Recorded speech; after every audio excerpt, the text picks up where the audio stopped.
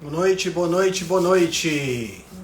Sejam bem-vindos a mais uma Live Rebelde. Vamos lá. Vamos entrando.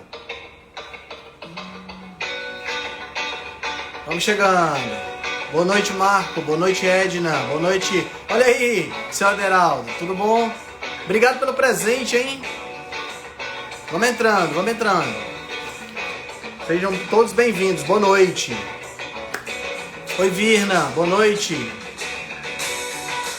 Boa noite, Edmara. Tudo bom? Boa noite a todos.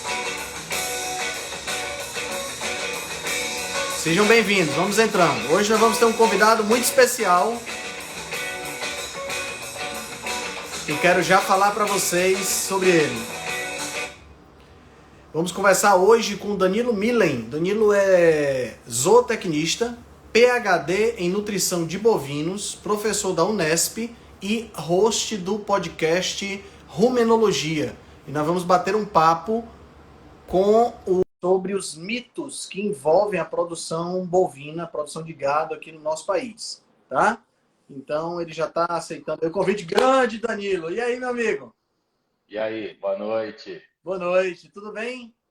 Tudo bem, e você? Prazer estar aqui com vocês. Tudo show, cara, tudo show. Onde é que você anda, rapaz? Que você é o homem mais viajante que tem no Instagram.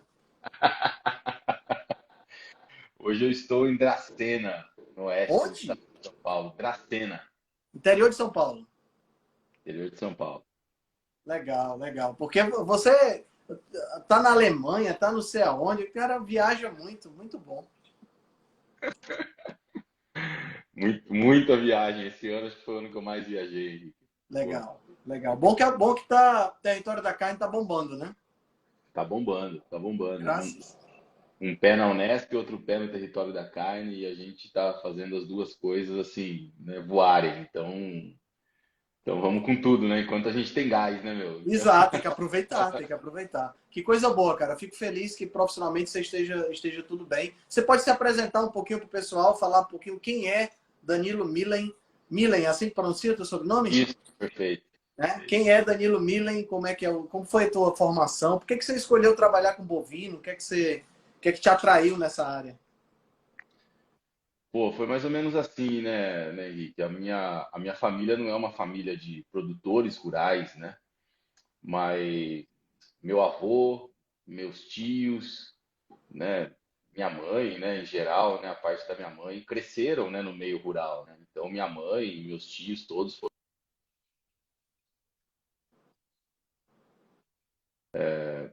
sempre ter boi, vaca, né? E a gente sempre teve contato com isso enquanto crianças, né? Aí quando chegou o momento de decidir, né, do que fazer, do que no vestibular, né, eu fui muito influenciado pela minha família. O meu pai foi pela maior parte da vida dele gerente da Massey Ferguson e da New Holland, aquelas concessionárias de trator, né? Então ia para o campo sempre, né?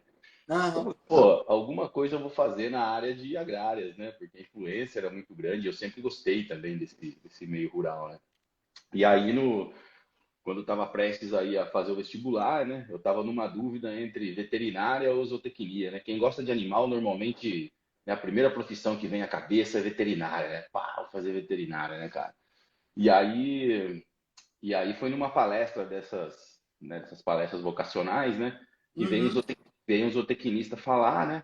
E aí ele falou assim, pô, o zootecnista é aquele cara que mexe na nutrição do animal, ele é capaz de mudar a dieta da vaca sem aumentar um centavo sequer e a vaca aumenta a produção de leite. Falei, meu Deus do céu, isso é demais, cara. Falei, é isso que eu quero fazer. Eu não quero ficar cortando bicho, fazendo cirurgia, né? Nada contra, tipo, eu adoro a veterinária, mas esse negócio não é comigo, né? O negócio não é ficar cortando, não tem habilidade nenhuma, né? Essa coisa Aham. precisa, né? De cirurgia, né? Veterinário em si eu separo a coisa assim, né? Veterinário é um médico de animal, né? O zootecnista é Certo. aquele cara que cuida muito mais da produção, do processo produtivo, né? O zootecnista é como se fosse um engenheiro da produção animal. Aquele cara que Entendi. vai cuidar de todo o processo, vai cuidar de tudo para que o leite chegue de forma segura na mesa do consumidor. Mesma coisa com a carne de frango, de boi, de porco e tudo mais, né? o engenheiro agrônomo que faz tudo isso, só que na parte da produção vegetal, né? Então, Entendi. né, a zootecnia é muito mais perto, na verdade, da agronomia em termos, né, em termos de como ela é formatada, do que perto da veterinária, na verdade, né? Então, eu caí nesse mundo, né?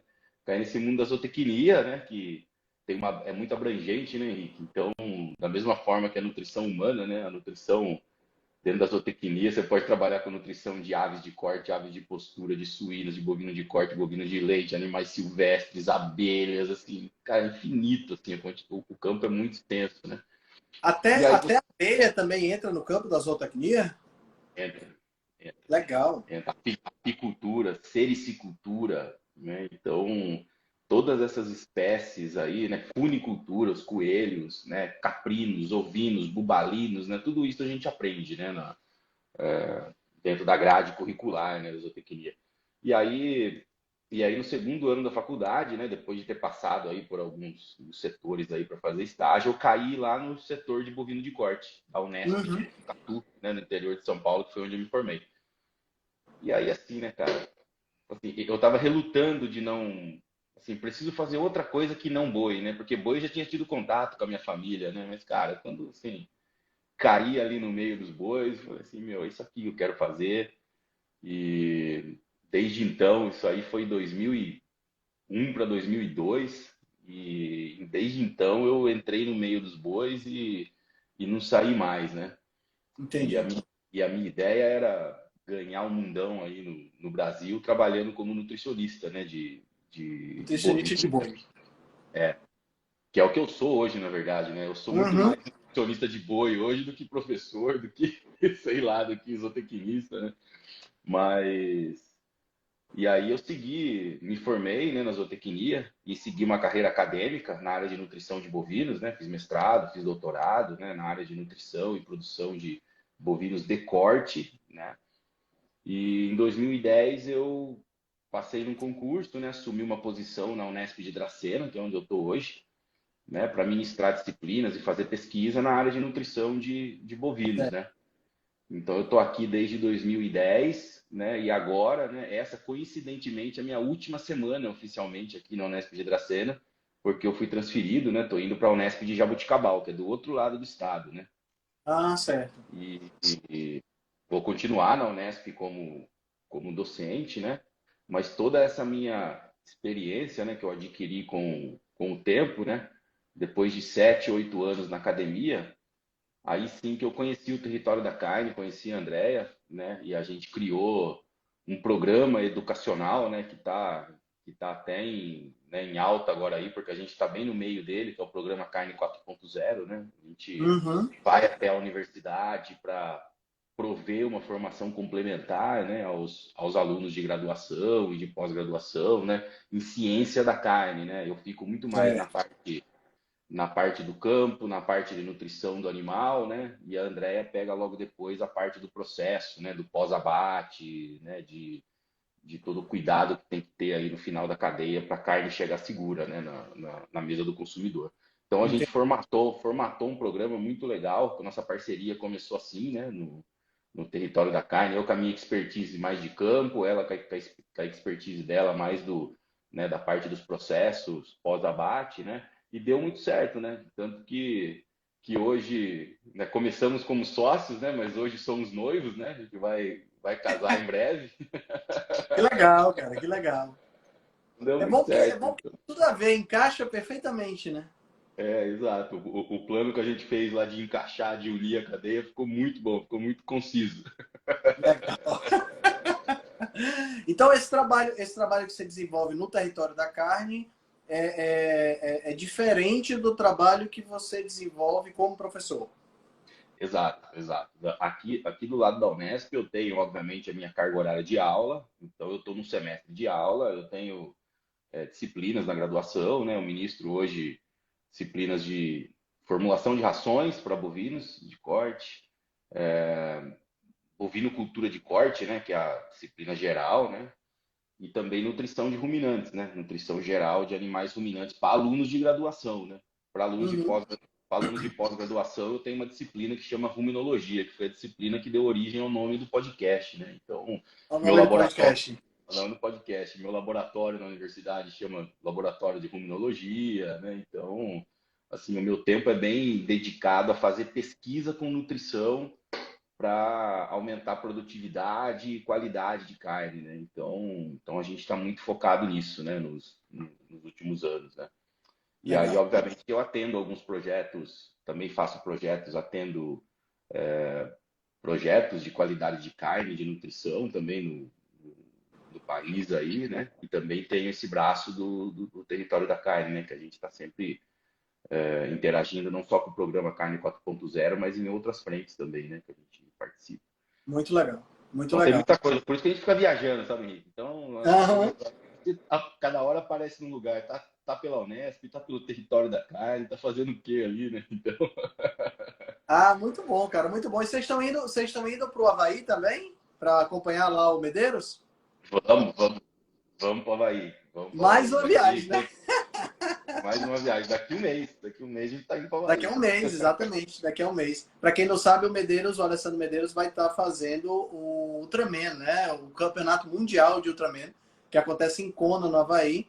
Né? A Letícia, a nutricionista dele, vai estar lá. E o Danilo vai estar com a Andrea lá também, dando Vamos lá, suporte, né? E vamos ensinando lá. o pessoal a fazer churrasco por lá. A gente vai ser staff e eu vou ser pacer também do Alessandro, hein? A gente não vai só para trabalhar, não. Você Ah, é? Tu pacer. corre também? Vou também, vou correr 42 lá com ele. Dos Porra, 84 que ele vai fazer, eu vou correr 42. tá certo. Eu ia ficar só comendo, porque eu, de corrida, sou zero à esquerda. Na carnívora, hein? Eu falei, Alessandro, você vai ter um pacer carnívoro também. Na É carnívora, isso hein? aí. Então, você tá na carnívora Para também. respeitar a filosofia. Tô na Tá carnívora certo, agora também. tá certo. Cara, então já que nós estamos falando de carne, né? Então vamos pegar essa questão aí dos bovinos, que é a sua especialidade, e falar um pouquinho desses mitos, porque a gente vive hoje um período onde a gente tem a bovinocultura ganhando má fama, É, né? De que destrói o ambiente, de que gasta muita água, de que então tem alguns mitos que eu acho que seria interessante a gente abordar aqui para o pessoal entender que a bovinocultura, ao invés de ser algo ruim, pelo contrário, é algo muito bom. Porque, pelo que eu entendi, pelo que eu imagino que você vai falar, a gente tem muitos benefícios ambientais ao realizar uma bovinocultura, óbvio, dentro de uma perspectiva sustentável, né? Ninguém está falando aqui de sim. outra circunstância, né? Então, quais são os principais mitos e por que são mitos? Conta aí pra gente. É o seguinte, Henrique, a gente tem um problema muito grave. Eu diria assim, o principal problema da bovinocultura de corte no Brasil hoje, da de leite também, é que aproximadamente 70% dos pastos do país estão degradados. Hum. Por que que esse é um problema muito mais profundo do que se imagina? As pessoas enxergam o pasto como a comida do boi, e elas estão certas de pensar desse jeito. A coisa, né, 85% dos bois que são abatidos no Brasil provém do sistema de pastagem. Tá? Ou seja, bois que nunca passaram pelo confinamento, 85%. Mas o que que acontece no tal do pasto? O pasto, ele é um ecossistema e o boi é parte desse ecossistema.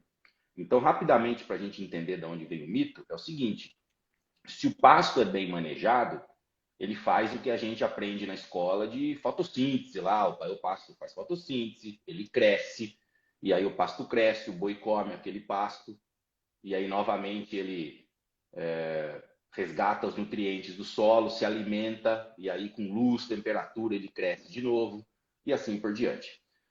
Por que que as pastagens no Brasil estão degradadas? Porque o pasto, como qualquer outra cultura, o pasto é uma cultura, como milho, como soja, o pasto é uma cultura.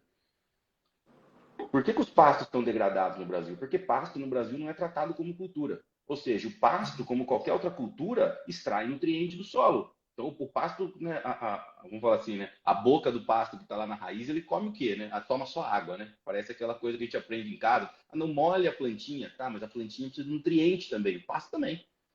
Né? Sim. Então, o pasto precisa ser adubado, e não só adubado com fertilizante, vamos dizer assim, externo, com fertilizante químico. O boi é um grande adubador de pasto, porque o boi come o pasto e aí ele urina, ele defeca, e os nutrientes que estão na urina e nas fezes dos bois, dos ruminantes, são riquíssimos em nitrogênio, em potássio, ou seja, e ainda são super aproveitados pela microbiota do solo, pelo solo em si. Então você pensa o seguinte, um solo que tem os seus nutrientes repostos, e aí muitas vezes o que acontece, né? Só o que o boi urina e defeca ali não é suficiente para repor todos os nutrientes do solo. Então o produtor Entendi. precisa adubar, precisa fertilizar. E aí sim o pasto cresce com todo o seu vigor, né? E aí, quanto mais pasto tiver, Rick, mais animais você consegue colocar numa mesma área. E aí são mais animais defecando e urinando, e o produtor tem que usar menos adubo, né? E a coisa acontece. O que aconteceu nos últimos 60 anos? Os produtores, erroneamente, muitos deles, deixaram de cuidar do pasto como cultura. E aí o que começou a acontecer? Imagina o ciclo vicioso que se torna. O cara não aduba o pasto esse ano, aí o ano que vem o pasto cresce menos, ele consegue colocar menos bois na mesma área. Esse menor número de bois, obviamente, vai urinar menos, defecar menos, e, consequentemente, vai levar menos nutriente para o solo, aí o solo tem menos nutriente, ele cresce menos e assim por diante. A coisa vai. Tá? E aí, aonde que entra o fator ambiental nisso, Henrique? Assim, só para não alongar muito essa conversa. É o seguinte, o boi, todo mundo sabe disso, ele emite CO2, assim como nós respiramos, então você, né, respira o oxigênio, exala aí o gás carbônico, só que o boi também ele emite gás metano, que assim como o CO2, ele tem mesmo um efeito prejudicial à camada de ozônio e tudo mais. Só que um sistema bem manejado, como as pessoas podem imaginar, que vai acontecer? Aquele metano com aquele CO2 que sai da boca do boi, se tiver muito pasto crescendo, esse metano e CO2 não chega aí para a atmosfera. Porque o pasto vai fazer fotossíntese, como já disse antes, ele vai captar esse CO2, esse metano e vai transformar em oxigênio. Então, se o pasto tiver no que a gente fala de crescimento vegetativo, né, a coisa, né, sempre captando carbono e transformando, emitindo, né, transformando isso em O2, em oxigênio, a gente não vai ter o perigo de jogar esses gases que os bois emitem para a atmosfera. E aí, Henrique, em sistemas bem manejados, o que acontece? Esse balanço é negativo. A planta mais toma CO2 do que o boi emite. Ou seja, um sistema bem manejado de pasto, o pasto ele leva todo o carbono emitido pelo boi e ainda pega mais um pouquinho do carbono que é emitido, sei lá, pela cidade que está do lado ou por outras coisas que estão acontecendo ali, né, nos arredores. Então, por isso que eu falo que o problema é o pasto degradado. Eu dei toda essa volta para explicar isso. Se não tiver pasto, não tem o captador de carbono. Aí o carbono que o boi emite vai para a atmosfera mesmo. Aí ele se torna Aham. um problema. Aí ele se torna um problema e o mito vem daí. Como se o mito fosse eterno, como se não tivesse solução. A solução é preparar o solo, adubar, começar a tratar o pasto como cultura. Quanto mais o pasto crescer, mais carbono ele vai precisar captar. Entendi.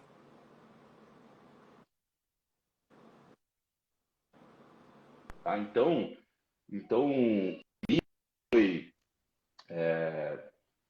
prejudica o ambiente, causa efeito estufa, é verdade até a página 2, vamos falar assim, né? Se o pasto estiver degradado, pô, vou ter que concordar, cara. Sabe? Tipo, se o pasto estiver Sim. degradado, realmente ele vai emitir mais. Sem contar que tem outro problema, né, Henrique? Assim, é uma conta fácil de fazer. Se o pasto estiver degradado, significa que ele é de má qualidade. Se ele for de má qualidade, o boi vai ganhar menos peso por dia. Se ele ganhar menos peso por dia, ele demora mais tempo para chegar no peso que ele vai ser abatido. Ou seja, quanto mais tempo ele ficar ali, mais carbono ele coloca. Então, assim, o tempo que ele fica ali também é Sim, assim. é um ciclo vicioso mesmo, né? Exato, exato. E pelo contrário, se você melhorar os pastos, além dessa captação, né, de carbono que o pasto vai fazer com maior eficiência, né, em maior quantidade, os bois vão ganhar mais peso por dia e ele vai ficar menos tempo ali vivendo naquele local. Ele vai ser abatido mais novo, mais precoce, e assim Entendi. interrompendo o processo de emissão. Então, o segredo hoje, né, para fazer, vamos dizer assim, uma pecuária neutra em balanço de carbono ou negativa, é reformar os pastos, você ter pasto para você colocar mais bois numa mesma área e esses bois serem abatidos numa idade menor, ou seja, chegarem no peso que tem que chegar, mas numa idade menor, né? O segredo é esse. E Uhum. aí, Henrique, é uma coisa assim, né, para eu te passar a palavra. Se a gente consegue fazer isso, a gente tem o boi atuando como um agente de resfriamento global, não de aquecimento, porque o Olha, sistema que ele está submetido mais capta carbono do que o boi emite. fantástico, Então, está no sistema que ele tem a capacidade de ser um agente de resfriamento e não de aquecimento. fantástico, fantástico. É por isso que tem uma frase, né? Acho que essa frase é do Brian Sanders, que ele diz assim: It's not the cow, it's the how, né? The Não é a Hall, vaca, é perfeito. como ela é manejada, né? Quer dizer, você vê aquelas fazendas tipo a Wild Oak Pastures, né? Que são Uhum, fazendas que Wild Oak têm. Pass. Aqui no Brasil você tem esse tipo de fazenda, Danilo? Fazendas que têm emissão negativa de carbono? Tem duas fazendas no Brasil que são certificadas carbono neutro. Que legal. Tem duas fazendas no Brasil que são certificadas, tudo, e que tem, nesse tipo de fazenda, você pode plantar eucalipto, né? Pode plantar árvore, mas a árvore tem que estar em estado vegetativo também, ela tem que estar em crescimento, porque só Uhum. na fase de crescimento ela precisa de muito mais carbono, então ela consegue captar muito carbono. Então se planta árvores, que é o chamado sistema de integração pecuária-floresta, né? Então você põe lá, tem a linha de árvore com pasto no meio, né? Então isso ajuda também a mitigar, né? É bom deixar claro, né, que assim, uma floresta madura, por exemplo, pega lá, floresta amazônica, ela é uma floresta grande, ela é uma floresta madura, e muitas das espécies vegetais que estão lá não estão em crescimento, já cresceram, já são adultas. Então a capacidade de uma floresta como a amazônica de captar carbono e renovar é muito menor do que uma cultura em crescimento vegetativo, ou seja, está crescendo ainda, não virou adulto, vai chegar ainda no ponto de maturidade, né? Então, por isso que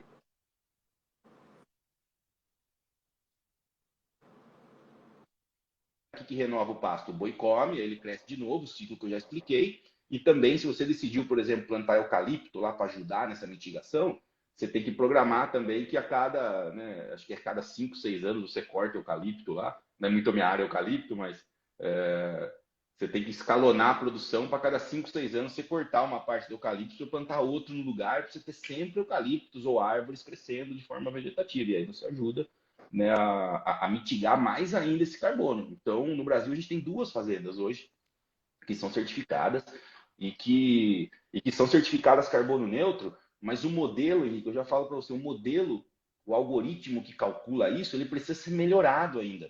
Na Entendi. verdade, a gente hoje subestima o balanço de carbono. Então, essas fazendas que são ditas neutras, com certeza são negativas. E tem Entendi. fazendas positivas que com certeza são neutras ou mesmo negativas, né? Porque a Entendi. gente ainda tem coisas que a gente sabe que diminui carbono, mas que não está no modelo, que ainda está Entendi. em, né? A gente está estudando agora e vai acabar entrando aí nos modelos no futuro. Não deixa de ser uma coisa muito recente na ecologia, né? No estudo isso aí é uma coisa bem, eu imagino que seja bem recente. Aqui no Brasil, você falou que 85% do gado é produzido só a pasto. Só a passo. Ele Sim, não chega aí para uma área mais confinada e tal. E esse não. gado, esses 15% que vai para uma área confinada, Danilo, chega a ser aqueles que nem aqueles CAFOS, aquelas operações lá horrorosas que tem nos Estados Unidos, ou é uma coisa menos, sabe, deletéria, vamos dizer assim? Não, é bem menos deletério, né, Henrique? E é assim, o confinamento do Brasil, uma coisa a gente tem que deixar claro, tá? O grass-fed, que a gente fala, animal que veio de pasto, né? Só que assim, o animal que veio de pasto e que foi criado e terminado, viveu só no pasto, a gente chama de grass-fed and grass-finished, ou seja, ele foi alimentado com pasto e terminado com pasto. Certo. Então, se a gente levar em consideração isso, 99,5% dos animais que são abatidos no país, eles são grass-fed. Por quê? Porque mesmo que ele vá para o confinamento, ele vai só a fase final da vida dele no confinamento, só para colocar gordura. E aí o tempo médio de confinamento brasileiro é 100 dias. Então, ou seja, o animal é abatido lá com 100 dias. Ele morre com 24 meses, ou seja, ele passa 21 meses da vida dele no pasto, mais 3 meses, 4 meses no confinamento. Ou seja, Muito bem. um animal que passou a maior parte da vida no pasto. Então, assim, Isso não sou eu que estou falando, né? Isso, né, não sou eu que vou falar que eu posso garantir, não é isso, né? São os dados aí, estão aí, IBGE, né? Tudo para mostrar. Então, 99,5% dos bovinos que morrem no país são grass-fed, são animais provindos de pasto. Por quê? Porque mesmo os que morreram só no pasto, né, que foram abatidos só comendo pasto, ou aqueles que porventura foram para o confinamento, mas passam só a fase final da vida no confinamento. Ou seja, o animal começa a comer grão, começa a comer milho, começa a comer soja, só nos últimos 90 dias de vida. Tá Entendi. certo? E aí, Henrique, a questão que pega para os confinamentos é muito em relação ao bem-estar, né? Porque de repente o bicho está num pasto, você tira ele do habitat natural e fecha ele numa baia, né, apertada, né, com outros animais. Então hoje os confinamentos eles são muito regulamentados, né? Então Certo. confinamento hoje tem que ter aspersor de água, não só para refrescar os animais, mas para sentar poeira, porque normalmente o confinamento, o pasto fica muito ruim na época de seca. Aí diminui a disponibilidade de pasto. Aí o cara confina uma parte dos animais porque, né, porque os animais não estão prontos ainda, ele precisa terminar os animais. Então, por quando o boi vai no confinamento, não chegou ainda, está como recomendável, mas daqui a pouco vai ser obrigatório colocar sombra. Ainda está só como recomendável, mas daqui a pouco vai ficar obrigatório por sombra. Não só colocar água. Água sempre limpa. Lotação de, assim, no mínimo 15 metros quadrados por animal. Tá? Tem confinamento que essa loucura que você fala nos Estados Unidos, o cara coloca 5 metros quadrados, o bicho fica lá, não tem nem espaço para deitar. Né? Pois é. Isso é o que aparece na mídia Claro. como sendo a regra geral. E na realidade, para a gente aqui no Brasil, não é, né? Exato, exato. A gente que está todo dia em contato com isso, qual que é a ideia, né, Henrique? A ideia é que o boi tenha, obviamente que não é um pasto, né? O boi vai receber toda a comida num coxo, né? Ele não vai mais captar a comida dele, não vai mais ter que sair procurar a comida. A comida vai estar no coxo, vai estar fácil ali para ele resgatar, né? Aquela comida que ele precisa, né? A nutrição dele diária. Mas a ideia é que em termos de bem-estar, esse animal ele se sinta no confinamento da mesma forma que ele se sente no pasto, né? Tem muitos trabalhos que estão sendo conduzidos agora que são desafios inflamatórios, né? Porque quando o animal estressa, tal, assim, como nós, ele dispara um montão de marcador inflamatório, né? Então, Sim. o que está sendo estudado atualmente, né? Até a nossa equipe participa de algumas linhas assim. O que a gente pode fazer em termos nutricionais e de manejo para amenizar ou não deixar o animal inflamar quando ele transiciona do pasto para o confinamento? Né? E a gente tem um monte de estratégia que a gente pode fazer hoje nutricional, né? Para fazer com que o animal ele chegue, né, calmo, que ele não se inflame e que ele realmente se adapte ao confinamento da mesma forma que ele já estava adaptado com o pasto. Tá? Então assim, o Esse buraco é muito mais é a embaixo, né? qualidade da carne, né? Exato, exato. E se a coisa for bem conduzida, Henrique, o que o confinamento faz, né? O confinamento, ele assim, muda de ambiente, para alguns podem parecer desvantagem, mas o confinamento, ele encurta o ciclo. O animal ganha muito mais peso por dia. Na questão do metano, do carbono é importante, porque ele fica menos tempo vivo, vamos dizer assim, e Sim, contribui menos. A dieta, o grão em si, assim, o grão, a soja, né, o que a gente chama da ração farelada, ela produz menos metano quando o boi come. Quando o boi come ração, ele produz menos metano que quando come pasto. A rota bioquímica lá do metano está ligada na degradação de fibra, não na degradação do amido do milho, por exemplo. Então, o entendi. boi de confinamento, ele emite menos metano. Então, ambientalmente, o boi, em termos de emissão de metano, o boi de confinamento é muito mais amigável, né, em termos de emissão, né? Você não só por emitir menos por dia, mas também por ficar menos dias no sistema, né? Então, Certo. então também tem esse lado, mas o que pega realmente é a questão do bem-estar do animal, mas que isso, pô, já foi muito pior. Tem realmente, como se falou, nos Estados Unidos tem confinamentos ou, né, fazendas que não tratam bem os animais, né? Isso existe, a gente não pode negar isso, isso existe, mas tá errado, né? Tá errado. O Sim, mundo, claro. o mundo não está caminhando nesse sentido. O mundo está caminhando, que eu falo sempre. Você vai confinar o animal, ele tem que ter o maior bem-estar possível. O animal não pode sofrer no confinamento. Aquilo tem que ser uma coisa para ele prazerosa. Ele tem que tomar água fresca, ele tem que interagir com os outros animais, ele tem que ter uma comida de qualidade no coxo, né? Ele não pode estar com barro lá que vai impedir que ele deite quando ele queira, né? Ele tem que ser refrescado se tiver calor. Então é tudo isso, né? Como que o animal faz na natureza, né? No pasto não tem barro, né? Se estiver bem coberto o solo, ele deita onde ele quiser. Ele vai procurar sombra, ele vai procurar água. E fazer, mimetizar esse pasto dentro do confinamento é o desafio hoje. Esse é o que é o principal Entendi. desafio. Entendi. Nessa esteira do bem-estar, Danilo, como é que é o abate do animal? Porque quando eu fui, vou te contar uma experiência pessoal. Claro. Em 1900, faz tempo, 1900 e, deixa eu ver, 85, 86, 87. 1988, na época, a gente tinha aqui em Fortaleza o chamado Free For, que era o frigorífico de Fortaleza. O abate era centralizado nesse frigorífico. Hoje não é mais assim. Eu não entendo, não sei como é que é a logística hoje. O que aconteceu foi que um professor de biologia que eu tinha, que dava aula também no segundo ano, e ele tinha umas ideias muito malucas e ele levou os alunos do segundo ano para dentro do Free Fall para ver o abate do boi. Porque tinha a ver com a anatomia e tal, e essa coisa toda, ele levou lá para dentro. E tinha alguns alunos enxeridos da sétima série, no meu caso eu e mais dois colegas, que ele sempre convidava. E aí eu fui, eu tinha 10, 11, 12, 13 anos de idade, quando eu fui. E lá eu vi o abate do boi numa situação totalmente precária.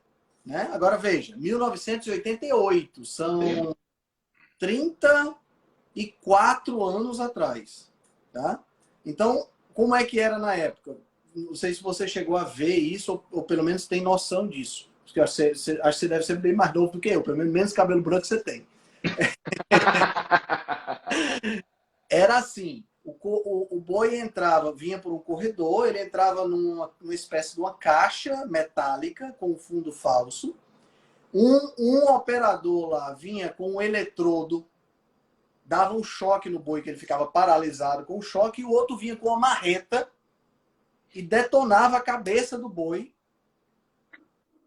Era desse modelo, o negócio era violento. Dava uma ou duas marretadas, às vezes dava 3 marretadas na cabeça do boi, enquanto o cara dava choque no boi. E aí essa caixa com o fundo falso abria e o boi caía morto lá, e aí ele seguia o processo, seguia a linha de desmontagem, vamos dizer assim.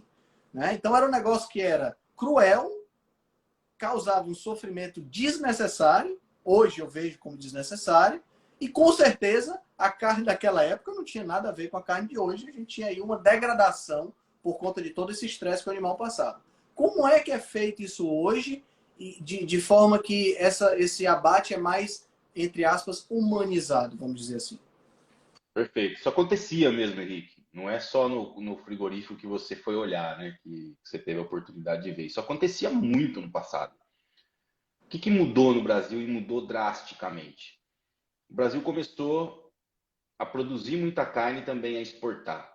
Os mercados que compravam nossa carne, eles começaram a demandar algumas coisas e cada vez mais coisas, incluso métricas de bem-estar, de humanização, tal e tudo isso. O que começou a acontecer? Se viesse simplesmente uma fala filosófica, não ia mudar.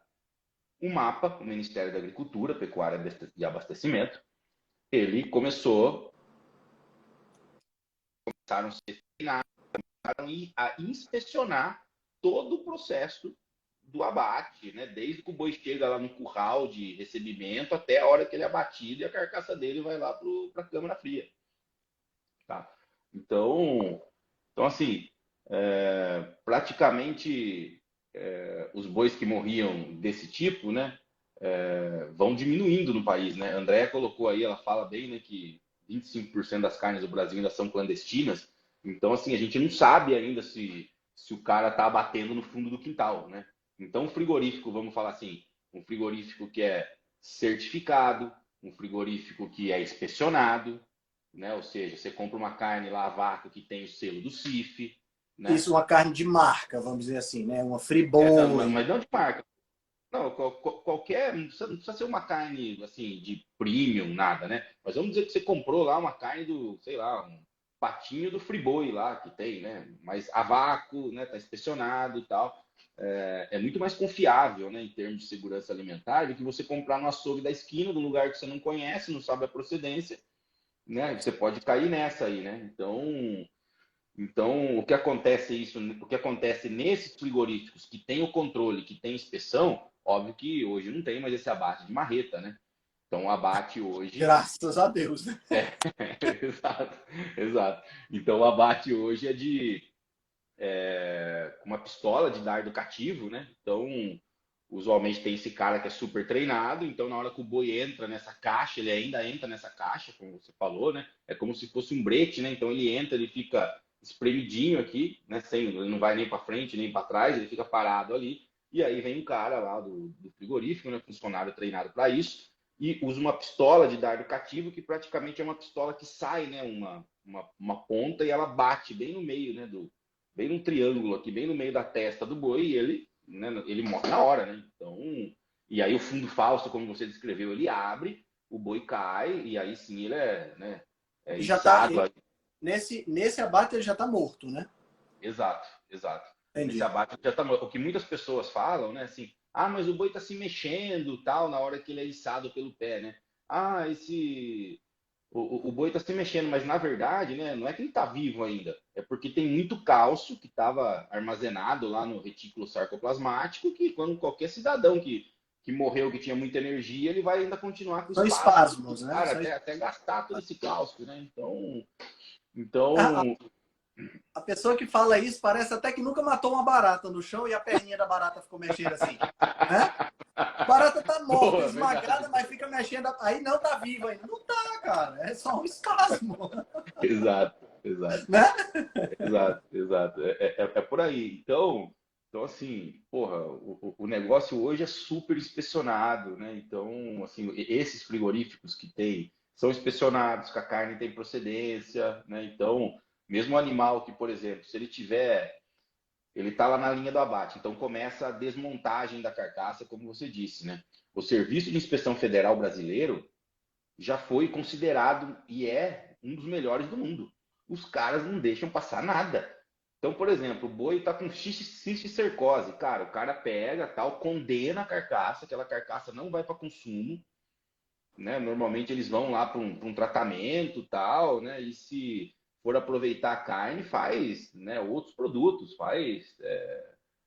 às vezes nem vem para consumo humano, nem vai para carne enlatada, nada. Às vezes né, processado com, né, ou simplesmente descartado, né? Então assim, o controle que o CIF tem em termos de doenças ou zoonoses, né, coisas que, né, podem estar na carne que a gente pode consumir e passar mal, né, ou ser acometido com alguma enfermidade, os caras têm puta controle disso. Os caras têm puta controle. Então assim, se eu fosse comprar uma carne hoje, falar assim, o que é seguro comprar, né? O que é garantido que tem selo do CIF, o selo de inspeção federal, o Certo. SIF lá. Então, porra, tem muita gente que tem preconceito, né, com carne a vácuo e tal, né?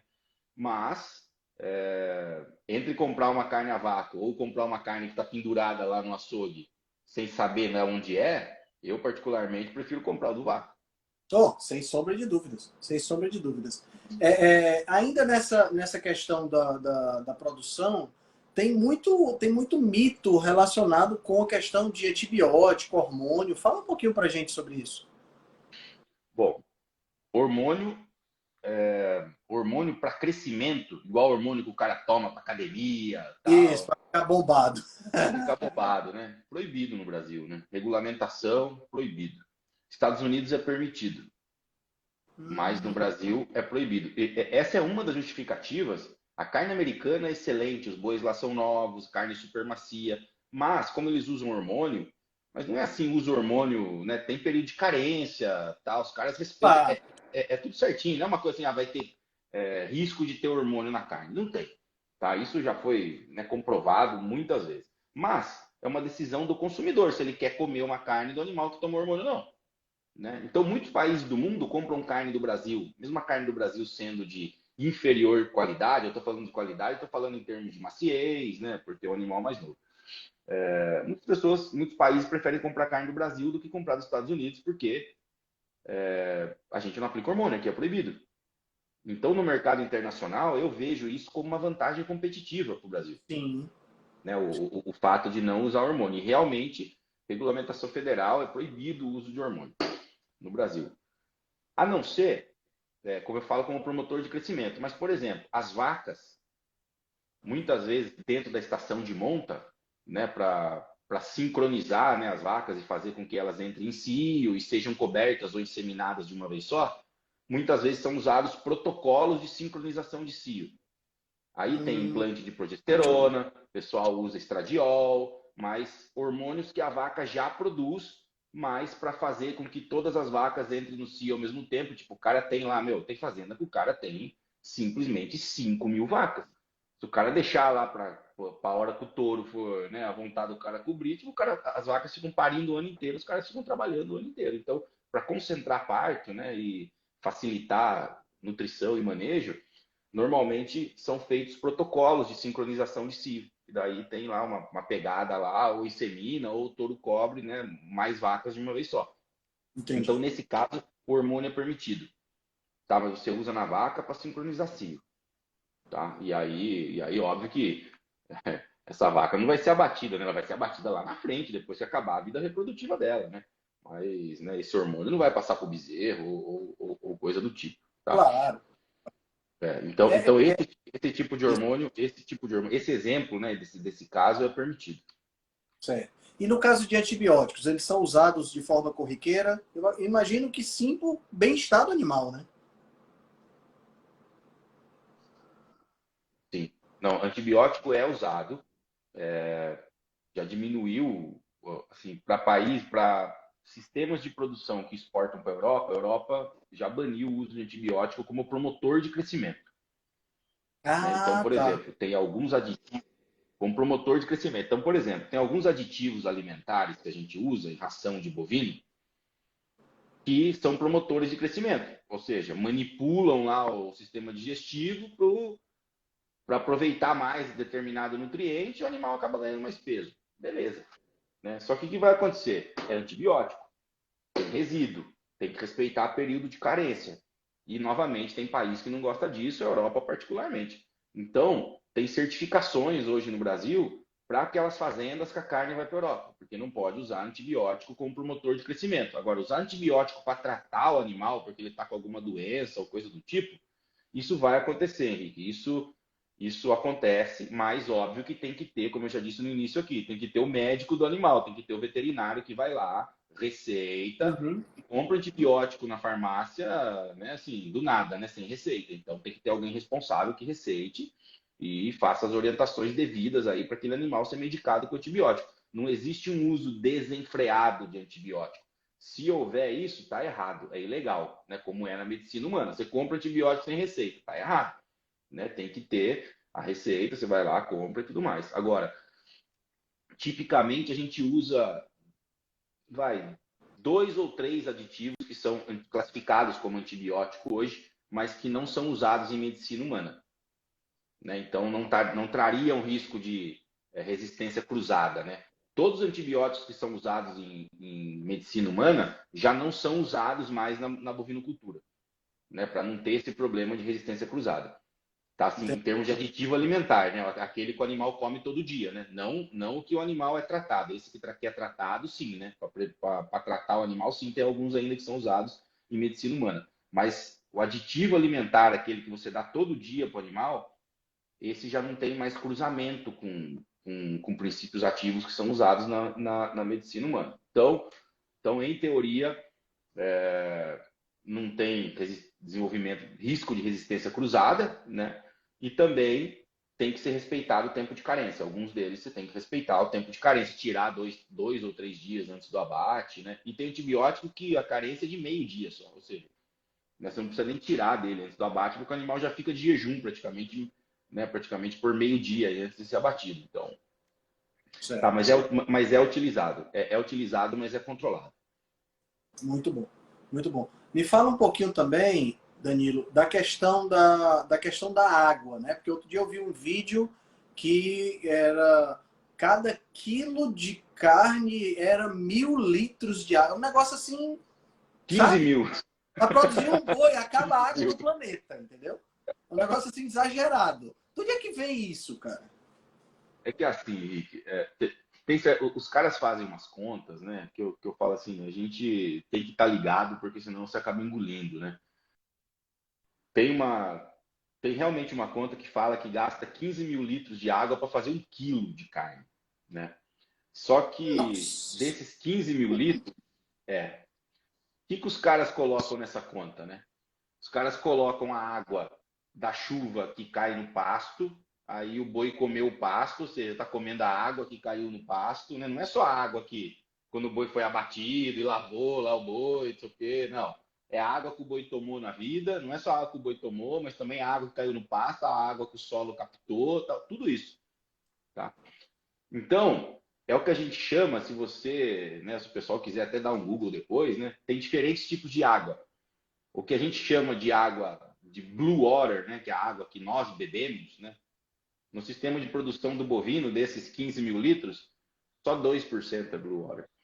As outras águas que chama de água cinza é água da chuva, ou seja, 97% da água que é utilizada para a produção do bovino é da água da chuva, que é exatamente a água que cai no pasto, que é a maior E parte. de qualquer forma, né?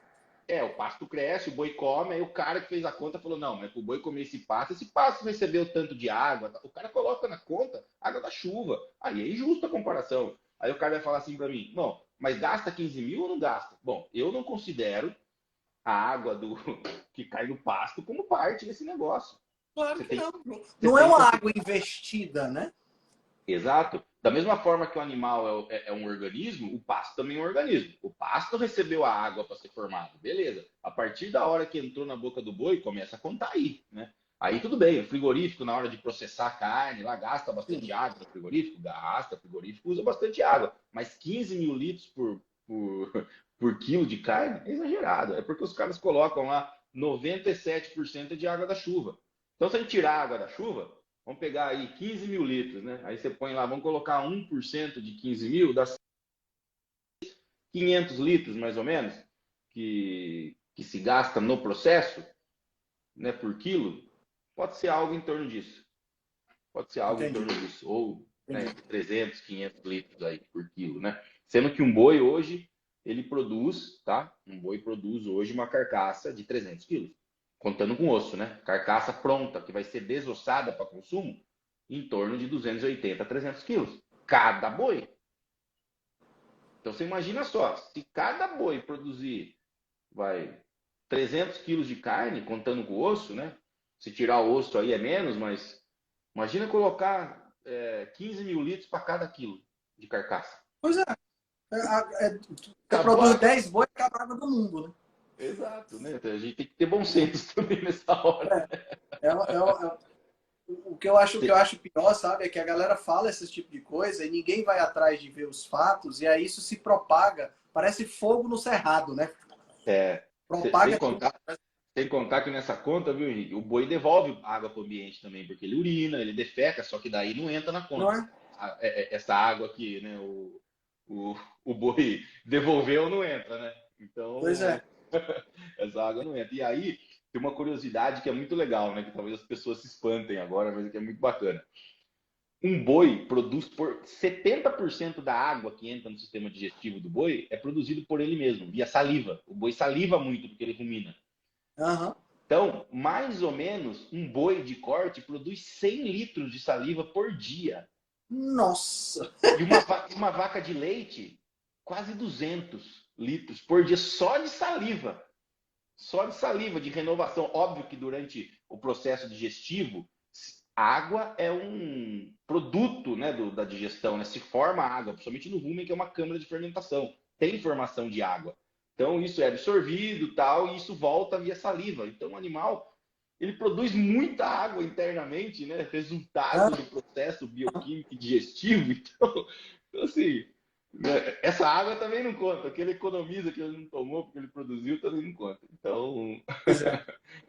é por aí. Cara, fala um pouquinho dessa história de que o boi pode relacionar as duas coisas. Questão do desmatamento, que é outra questão que se fala muito, né, para a produção de boi, e a questão da reciclagem de refugos da indústria da agricultura, né? Que também Legal. Isso é muito falar bacana. um pouco sobre isso também.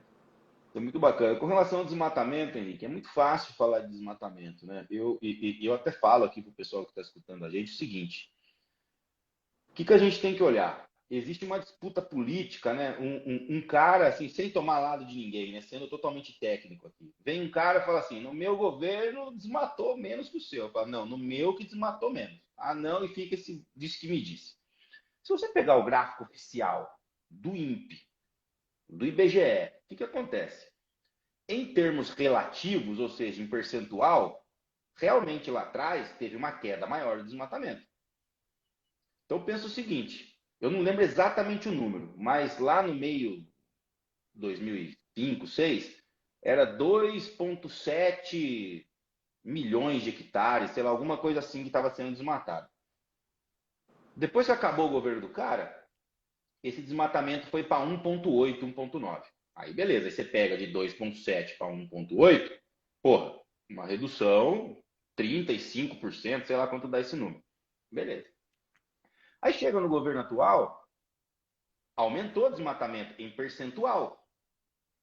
Só que o desmatamento nos últimos 4 anos em vez de 2,7 milhões, é 0,5, 0,7, 0,9. Realmente está aumentando, mas em números absolutos é bem menor do que era lá atrás, porque veio diminuindo com o tempo. Não Sim, é só por atitude desse governo atual que chegou lá, não é isso. Vem diminuindo o desmatamento tá pelo tempo. diminuindo. Vem E, num processo de diminuição, né? e aí é o seguinte, né, eu costumo brincar assim, né? Aí o cara fala assim, ah, tá bom, você tirou 1 na prova e teve seu colega que tirou 5. Aí fizeram os dois uma segunda prova, você tirou 3 e seu colega tirou 10. Seu outro colega. Você fala assim, pô, eu melhorei 200%, você melhorou só 100. Você foi É, de 5 para 10, eu fui de 1 para 3, eu melhorei muito mais que você. É óbvio, melhorou mesmo. Mas você estava com 1, né? Então, quando você faz a relação, quanto mais baixo é o valor, mais impactante é esse percentual. Né? Então, sim. se o cara tá com 1, vai a 2, puta, piorou 100%. Mas antes era 27. Ó, aumentou 100% o desmatamento. Mas saiu de 1 para 2. No seu estava 27, foi para 19. Assim, as pessoas não estão olhando o número relativo, né? Uhum. E, e- e isso para pontuar primeiramente. E aí, levantamento do IBGE também. A área de pastagem do Brasil está diminuindo. Encolheu a área de pastagem. Diminuiu 4,5% a área de pastagem nos últimos 5 anos. Tem menos pasto disponível hoje. Mesmo com tudo isso de Então, pasto degradado. para onde? Oi? Esse desmatamento, então, está sendo usado para quê? Então, esse desmatamento, muito do desmatamento que acontece é o tal do desmatamento ilegal, né? Hum. Que aí tem que ser penalizado e tal. Mas uma coisa que ninguém sabe, que pouca gente fala, os políticos não falam, é o seguinte: uma propriedade rural hoje, fora da área amazônica, que é a maior parte do país, tem que manter 20% de área de proteção permanente. Você tem que ter área natural, de floresta nativa, 20%. É lei. E tem fiscalização ambiental, o cara sobe de drone hoje. Cara, é um puta negócio fiscalizado. O cara não derruba a árvore do nada no Brasil hoje, porque é puta negócio fiscalizado por satélite, cara. O cara manda drone. Não é assim o cara achar, o cara vai lá derrubar uma árvore que ninguém vai ver. Não é mais assim. Tá, tem um baita controle hoje. E na área amazônica é o contrário. Na área amazônica, é 80 que tem que ficar nativo e só 20 pode desmatar. E aí é o seguinte, olha só o que ninguém fala. Tem uma exceção na área amazônica. Na área amazônica, fazendas com menos de 200 hectares vale a regra do restante do Brasil. Vale o 20 de proteção permanente e 80 para desmatar. Imagina o cara que vai na área amazônica, ele vai comprar uma fazenda, você acha que ele quer comprar uma fazenda com mais ou menos de 200 hectares? Ele vai comprar uma fazenda com menos de 200. Claro. O Código Florestal permitiu isso, porque daí ele pode abrir 80% da área. E aí muita gente fica pulando, falando assim, desmatamento por causa de pasto. Mas o Código Florestal foi votado na época com a Marina Silva, tal, fizeram aquele puta rolo no negócio, aprovaram o bendito Código Florestal. Tá no código. Então, se o cara ele tem uma propriedade com menos de 200 hectares, ele pode desmatar 160 hectares. É um furo na lei. E está na lei. Eu concordo com essa lei? Não, não concordo. Mas o cara está cometendo um crime? Não. Tem Então, que atualizar a lei, né?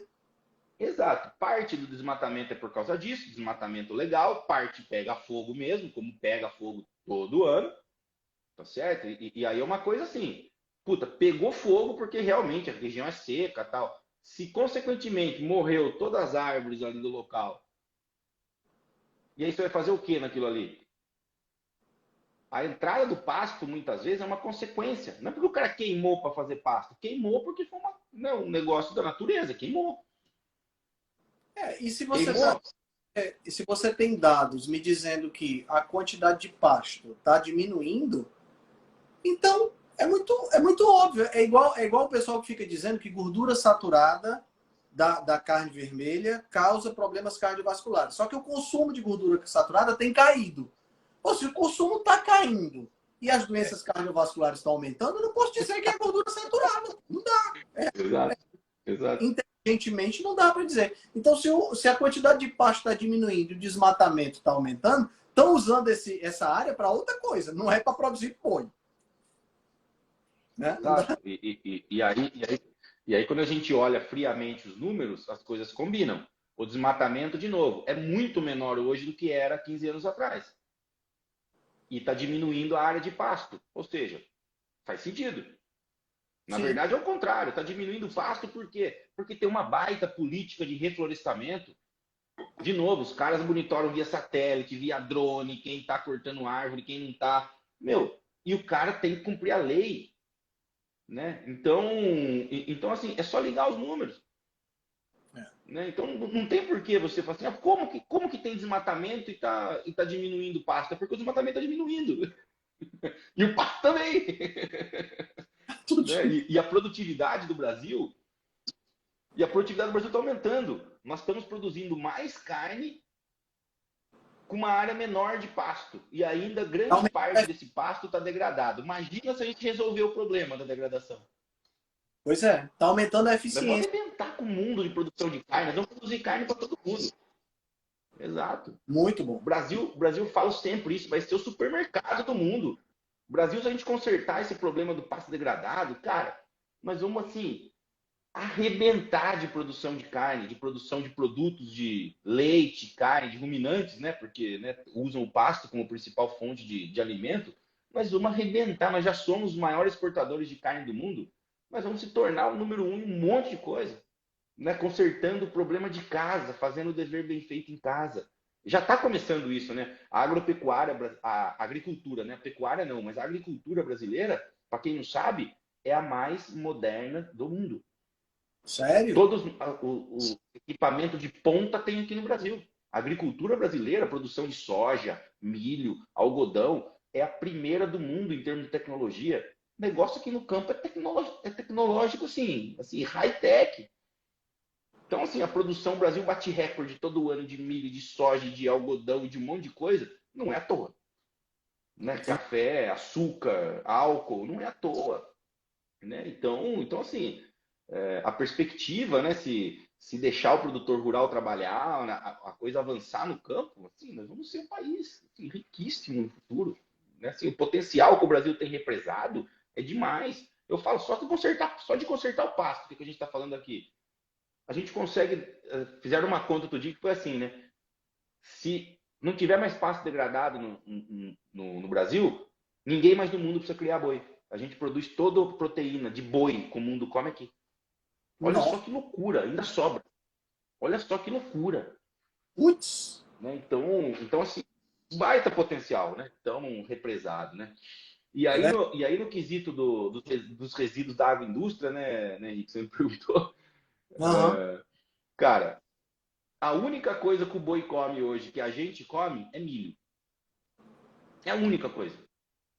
E ainda milho é aquela coisa, né? Eu não como milho, praticamente, né? Não sei se quem tá ouvindo aí come, né? Mas, Pois assim, o milho coisa que esses é a humanos única coisa. comem, né? A maior parte do que a maior parte do que o boi come é pasto. Então, né, a gente não come pasto.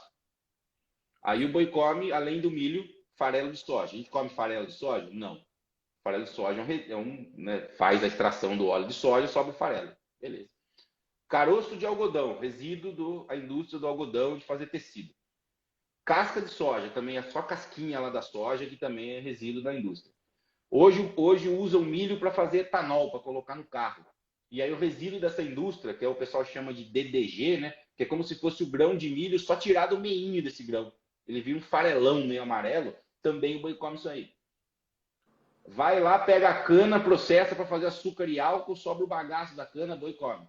Vai lá, espreme a laranja e sobra só o bagaço da laranja, processa, peletiza, dá pro boi, o boi come. Olha, assim, É uma se não usina. tivesse isso, aonde que a gente ia colocar todos esses resíduos se não tivesse o boi no começo? Ia fazer o quê? Um aterro? Queimar? O que a gente ia fazer com isso? Olha o problema ambiental que se criaria. Mas não.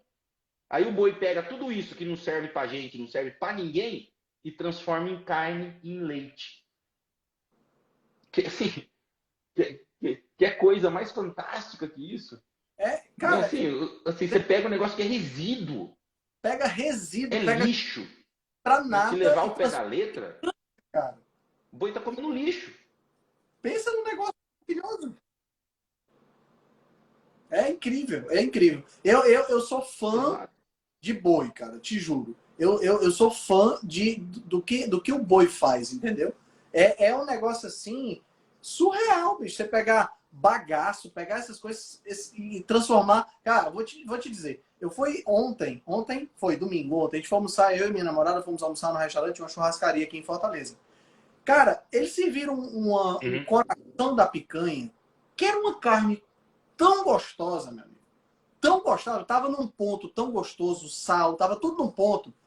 Que eu olhei para ela e digo, quando eu olho para esse pedaço de carne, eu fico imaginando o boi e eu fico imaginando o que ele comeu para transformar nessa carne que eu tô comendo agora, que tá me saciando, me nutrindo e me dando prazer de comer.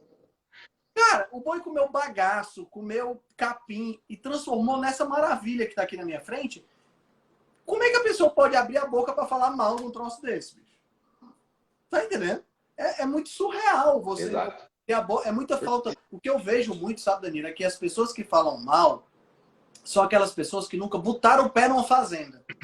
Não fazem a mínima ideia da produção e ficam falando mal sem conhecimento de causa. Né? Eu acho que devia ter um programa, venha conhecer a fazenda. Pega todo mundo, essa galera todinha, bota dentro do ônibus, né? Para ver se esse povo entende como é que o processo é. Eu acho que seria uma boa alternativa. E aí, e aí se a gente pegar tudo, você imagina só, esses coprodutos da agroindústria, a maioria deles diminui a emissão de metano pelo animal. Então você imagina só, se melhorar pasto, também, né, o pasto melhorado, de melhor qualidade, também ele tem um menor potencial de fazer com que o animal emita metano. Então você imagina só, a gente arruma o pasto, fazendo um compilado de tudo. A gente arruma o pasto fica de melhor qualidade. O animal come esse pasto e junto com ele come coproduto da agroindústria. Já emite menos metano por dia. Ele vai ganhar mais peso, ele vai ficar menos tempo no sistema, ou seja, no período longo também ele emite menos metano. Tá certo? Ou seja, é um ganha-ganha. É um ganha-ganha de tudo quanto é lado. Né? O bicho, né, mitiga metano, ele dá destino para produtos que talvez iriam poluir o ambiente. Né? Imagina se não tivesse o boi. Que eu costumo falar para quem é contra, falar assim, tira o boi então. Tira o boi do sistema, vamos fazer de conta que o boi não existe no mundo. O que a gente ia fazer? Para começar a mitigação de metano, o crescimento vegetativo de pasto ia acabar. Porque o pasto ia crescer num ponto adulto, igual dei o exemplo da floresta, e aí formação vegetal adulta capta muito menos carbono do que uma que está em crescimento vegetativo. Né? Então, assim, pô, né, se liga tudo, né, no final da história. É. Cara, a gente está conversando aqui, já está com mais de 1 hora e eu quero ser respeitoso com o seu tempo também. Né? Porra, tudo isso? Eu achei que eram uns 15 minutos só. A próxima live a gente tem que estar ao vivo comendo um churrasco. Aí dá certo. Boa, não, boa. Aí sim. Aí a gente boa, bate um ponto ali e tal, né? Aí... Exato. Bom, eu sempre pergunto para os meus convidados no final, como nerd assumido, né? Eu sempre peço para dar uma mensagem no final e sempre peço uma dica de livro, né? A dica, eu vou ser honesto com você, eu sou bem egoísta. A dica de livro é para mim, porque se eu não tiver lido ainda, eu vou querer ler. Mas se o pessoal aproveita também, não precisa ser necessariamente livro da área, pode ser um livro que você tenha tocado você, que você gostaria de indicar para o pessoal. Tá, eu li 2 livros. Assim, eu leio bastante, né? Mas eu costumo ler coisas ultimamente que não são da minha área, né? Até os podcasts que eu escuto, na verdade, não são do agro, né? Escuto o Rebelião Saudável, escuto médicos também. Eu gosto de podcast de medicina, de saúde, porque eu sou um aficionado por saúde. Aham. Então, enfim, faço corrida, tal, uso anel do sono, relógio de performance e tal. Então assim, um livro que eu li ultimamente que eu acho que todo mundo devia ler e que eu li mais de uma vez é aquele livro Por que Nós Dormimos, Why We Sleep, do Matthew Walker, É, aonde médico. ele é o cientista do sono e ele tem um podcast também, né? Ele tem um podcast, o Matthew Walker, que fala só de sono. Cara, a hora que você lê aquele negócio, você fala assim, meu sono é uma porcaria. Eu tô assim, acabando com o bem mais precioso que eu tenho, que é o que vai me fazer jovem o resto da vida. Você quer se sentir jovem? Tá com 60 anos e parecer que tem 40? Dorme. Tipo, dorme. É a chave principal. Começa por aí, começa pelo sono. Né? Exato. Então, assim, esse livro é muito bacana. Eu adoro esse livro. Eu recomendo para um monte de gente. Um outro livro que é muito legal também, É esse que a aqui, gente né? dá pouca importância. Isso, esse aí, ó, Por que Nós Dormimos. Esse livro é muito bacana. E aí, outro livro, Henrique, é um livro que chama Respire. Ah, Eu não bom. lembro o autor, ele tem uma capinha amarela. Tem aí? Chama Respire. Esse. Que é É esse do. aí que você fala assim, tô respirando errado. Exato, esse aí, James Nestor. Muito Tô bom. respirando errado. São dois livros Ajuda que mostram que muito para você está quem fazendo. corre, né? Eu comecei a ler esse livro por causa da corrida, né?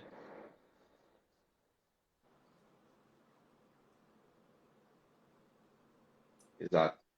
Né? Exato. E tem um livro assim da nossa área, vai para ligar as duas áreas, né? Um terceiro livro, que é o livro do Paul Saladino, o Carnivore Code. Nem sei se tem em português, né? Tem, Já, mas deve em inglês tem. É esse aí, o Carnivore Code. Eu não gosto muito assim da parte científica. Eu acho que ele é um livro muito básico, sabe? Mas eu acho que ele deixa a desejar em alguns dos pontos que ele podia, né, ser mais incisivo. Nesse mundo, eu acho bacana. legal, legal. Cara, show de bola. Que bate-papo legal, que bate-papo legal. Muito obrigado por ter aceitado o convite. Tá? Eu acho que ficou um podcast, ficou uma live super legal. O pessoal vai poder ver e rever com muito conhecimento. Cara, muito obrigado mesmo. Te desejo muito sucesso aí no território da carne, muito sucesso nessa nova cidade onde você vai dar aula, né? E uma boa viagem para Kona. Manda um bocado de foto para a gente lá que a gente vai estar. Eu não vou junto, mas a gente vai estar pelo menos acompanhando você por lá.